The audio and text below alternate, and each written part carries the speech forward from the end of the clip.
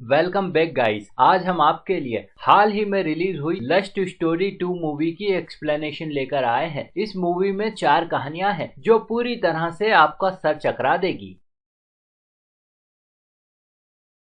इसमें हम इशिता को देखते हैं जो सिंगल वर्किंग वुमेन है और माइग्रेन की समस्या से ग्रस्त है। वो अपना पूरा टाइम ऑफिस में एक्सपेंड करती है और अपने घर को मेड सीमा के भरोसे छोड़ जाती है। अब आज माइग्रेन के कारण वो जल्दी घर आ जाती है, लेकिन वो देखती है कि उसकी मेड उसी के बेड पर अपनी वासनाओं की तृप्ति कर रही है। यह सब देख उसका दिमाग बुरी तरह से हिल जाता है। उसे कुछ समझ नहीं आता। वो अपनी फ्रेंड को कॉल करके इस सब के बारे में बताती है। उसकी फ्रेंड अभी के अभी उसे मेड को जॉब से निकाल देने की एडवाइस देती है, लेकिन इशिता में ये सब करने की हिम्मत नहीं रहती। अब जब ये खत्म हो जाता है तो वो अपने घर में जाती है और सबसे पहले बेडशीट को बदल देती है। फिर अगले सीन में हम देखते हैं कि अब वो भी अपनी उंगलियों से खुद को प्लेजर देती है। मतलब ये कि अब उसके मन में भी वासना जन्म ले चुकी है। अब इस सब से अनजान सीमा रोज की तरह मॉर्निंग में आकर अपने काम में जुट जाती है। इशिता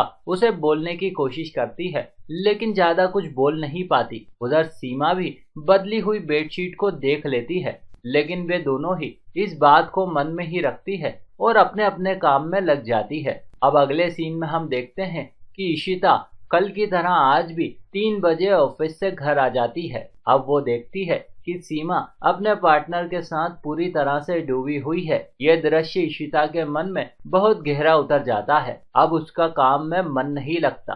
वो रोजाना फिक्स टाइम पर ऑफिस से घर आ जाती है और उन दोनों को देख अपने आप को प्लेजर देने लगती है। कुछ दिन ऐसे ही बीतते हैं, लेकिन आज सीमा इशिता को चोरी छुपे घर आते देख लेती है। अब जल्द ही वो सारा माजरा समझ जाती है, लेकिन वो इसे रोकने के बजाय अब और भी ज्यादा सेक्सी ढंग से अपने पार्टनर के साथ इंटीमेट होती है। अब हम सीमा की फैमिली को देखते हैं। वो एक छोटी सी खोली में अपने पति और 2 बच्चों के साथ रहती है, जिससे हमें यह पता चलता है कि घर छोटा और बच्चे बड़े होने के कारण वो कपल अपने घर में रिलेशन नहीं बना पाता। इसी वजह से वो दोनों इशिता के घर में इंटीमेट होते हैं। अगले दिन सीमा जानबूझकर इशिता के यहाँ नहीं जाती। इस पर इशिता उसे फोन लगाकर अर्जेंट बुलाती है, जिससे सीमा समझ जाती है कि अब वो भी उसे देखने की एडिक्ट हो चुकी है। अब ऐसे में वो खुलकर अपने पति के साथ इशिता के बेड पर अपनी इच्छाओं की पूर्ति करने में जुट जाती है। कुछ महीनों तक ये सब कुछ ऐसे ही चलता रहता है कि तभी अचानक से एक दिन रंग में भंग पड़ जाता है। उधर बेडरूम में सीन चल रहा होता है, इधर इशिता भी खुद को प्लेजर देने में व्यस्त रहती है कि तभी अचानक से छिपकली को देख उसकी चीख निकल जाती है। अब सीमा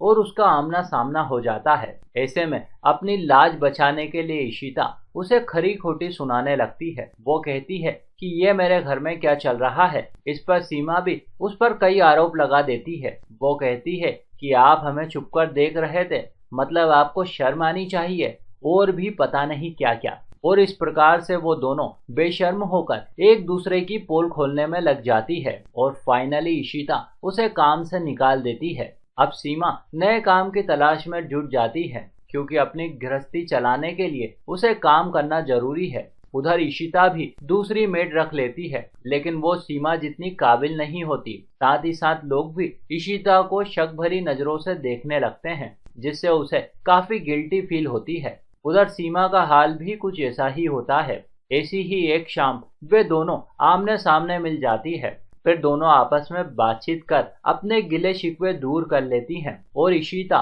सीमा को फिर से जॉब पर रख लेती है। मतलब अगले दिन से उनकी जिंदगी उसी पुराने ढंग से चलने लगती है। और इसी के साथ इस कहानी का यही अंत हो जाता है।